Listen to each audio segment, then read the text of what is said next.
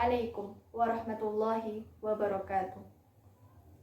Alhamdulillahirabbil alamin, nahmaduhu wa nasta'inuhu wa nastaghfiruh wa na'udzu billahi min syururi anfusina wa min sayyiati a'malina. May yahdihillahu fala mudhillalah wa may yudlilhu fala hadiyalah. Asyhadu an la ilaha illallah wa asyhadu anna Muhammadan abduhu wa rasuluh.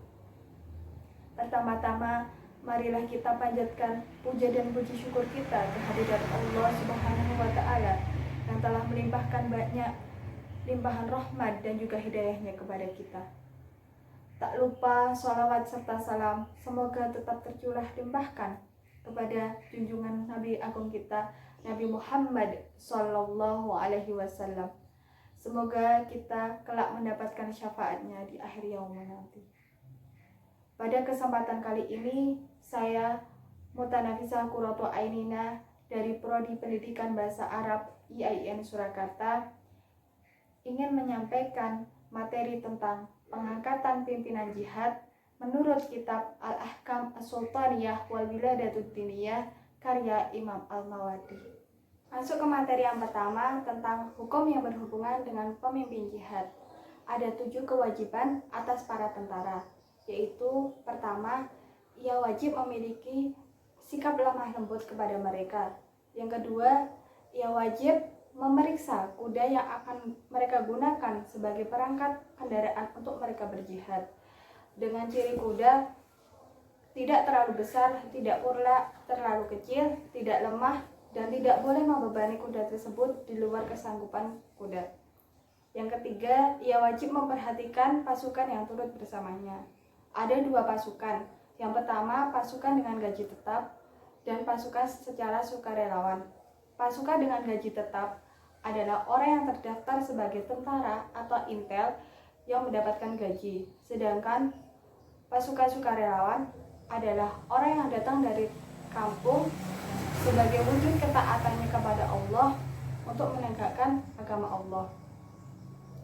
Yang keempat, ia wajib untuk membuat slogan atau simbol sebagai pengikat atau pemersatu dari mereka untuk membedakan antara mereka dan musuh mereka.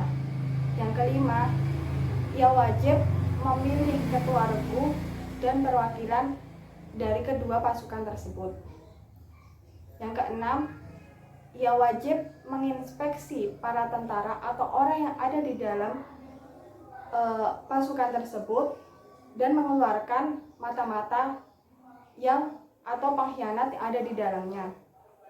Yang ketujuh, ia tidak boleh mengistimewakan orang yang sedarah dengannya, orang yang seide dengannya, orang yang semadhab dengannya, karena dengan perbedaan itu dapat memecah belah dan juga membuat saling jegal dan berselisih pendapat. Masuk ke materi yang kedua, yaitu mengatur strategi perang. Kaum musyrikin yang berada dalam status darurat ada 2 macam. Yang pertama, mereka telah tersentuh oleh dakwah Islam, namun mereka tidak menanggapi, bahkan menolaknya. Panglima perang menghadapi mereka dengan 2 pilihan. Yang pertama, dengan cara memiliki sikap yang paling membawa kemaslahatan untuk kaum muslimin yang membuat gentar kaum musyrikin. Yang kedua, dengan cara mengancam mereka dengan dibunuh atau diperangi. Macam yang kedua, yaitu mereka belum atau tidak tersentuh oleh dakwah Islam. Kita tidak boleh memerangi mereka sampai kita menyampaikan dakwah Islam kepada mereka, memberitahu tentang mukjizat-mukjizatnya para nabi, dan juga menyampaikan hujah agar membuat mereka menerima dakwah Islam. Ketika mereka telah mendapatkannya, namun mereka tetap mempertahankan kekafirannya, maka mereka boleh diperangi.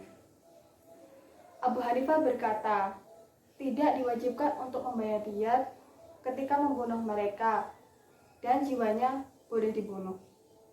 Masuk ke materi yang ketiga, yaitu yang harus dilakukan oleh panglima jihad dalam mengatur para tentara.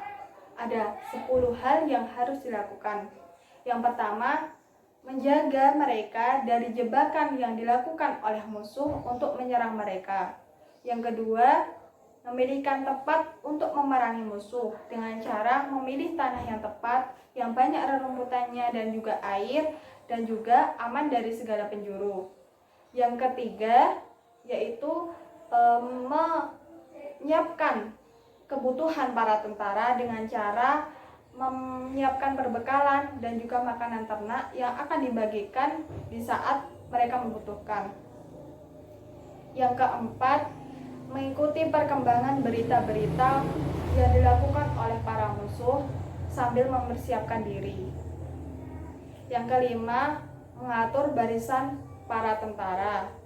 Yang keenam, memperkuat jiwa anggota dengan menumbuhkan optimisme kemenangan dan mengungkapkan faktor-faktor yang menyebabkan kemenangan dan juga membuat musuh tampak kecil di mata mereka. Yang ketujuh, mengingatkan orang agar sabar di saat terluka, bahwa Allah akan memberikan balasan dan juga pahala kepada mereka. Yang kedelapan, agar bermusyawarah dengan ahli strategi dalam menghadapi kesulitan. Yang kesembilan, agar mengingatkan para tentaranya tentang kewajiban yang telah diperintahkan oleh Allah dan batasan-batasan agar tidak melelehkan kewajibannya dan tidak melanggar apa yang diperintahkan. Nomor 10, agar tidak memberikan izin kepada pasukannya untuk melakukan jual beli atau berdagang atau bercocok tanam, bahwa mereka harus tetap teguh untuk menghadapi musuh dalam berjihad. Masuk materi yang keempat, yaitu kewajiban yang harus dipenuhi oleh para mujahidin dalam berjihad. Ada dua kewajiban yang harus mereka tunaikan. Yang pertama, kewajiban yang harus mereka tunaikan kepada Allah Subhanahu wa Ta'ala, dan yang kedua, yang mereka tunaikan kepada panglima tentara. Ada 4 kewajiban yang harus mereka tunaikan kepada Allah Subhanahu wa Ta'ala. Yang pertama adalah bersikap teguh dalam menghadapi musuh, tidak gentar dan juga tidak mundur dalam menghadapinya. Yang kedua, dengan perang yang ia lakukan, ia berniat hanya untuk membela agama Allah Subhanahu wa Ta'ala. Yang ketiga, menunaikan amanat harta ghanimah dengan tidak melakukan korupsi dari harta yang mereka dapatkan. Yang keempat, tidak condong kepada kaum musyrikin yang mempunyai ikatan kekerabatan dan juga tidak enggan untuk membela agama Allah, karena membela agama Allah adalah sesuatu yang amat diwajibkan.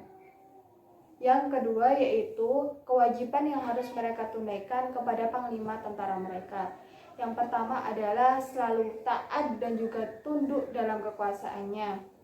Yang kedua, mengarahkan wewenang dan mandat kepada mereka agar tidak terjadi pendapat yang berbenturan.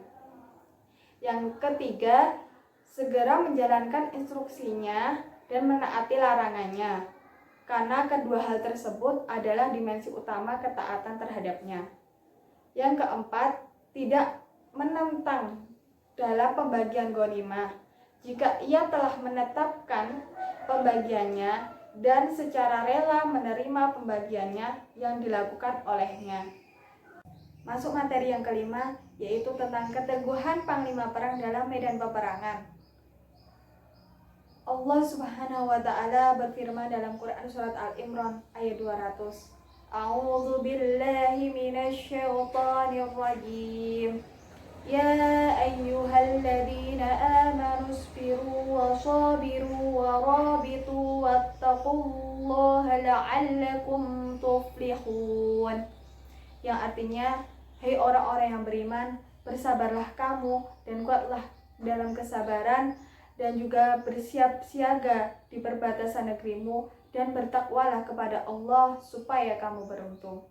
Jika teguh dalam berperang adalah suatu kewajiban dalam berjihad, ada beberapa sikap yang harus terus dipegang hingga terjadi satu dari 4 hal, yaitu yang pertama, jika musuh telah memeluk agama Islam sehingga mereka mempunyai hak dan kewajiban yang sama seperti kita, mereka juga mendapatkan pengakuan atas apa yang mereka miliki, seperti wilayah, tempat tinggal, dan juga harta.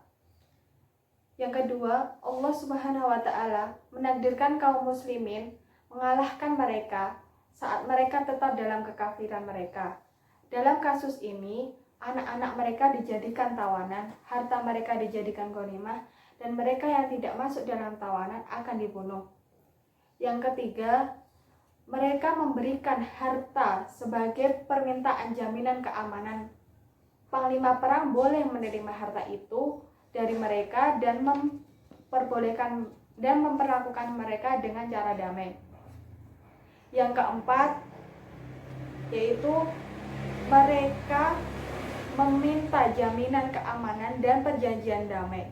Hal ini boleh dilakukan jika pasukan kaum muslim tidak dapat mengalahkan mereka, juga tidak mendapatkan harta dari mereka. Demikian materi yang dapat saya sampaikan. Semoga bermanfaat bagi kita semua. Kurang lebihnya saya mohon maaf. Billahi taufiq wal hidayah. Wassalamualaikum warahmatullahi wabarakatuh.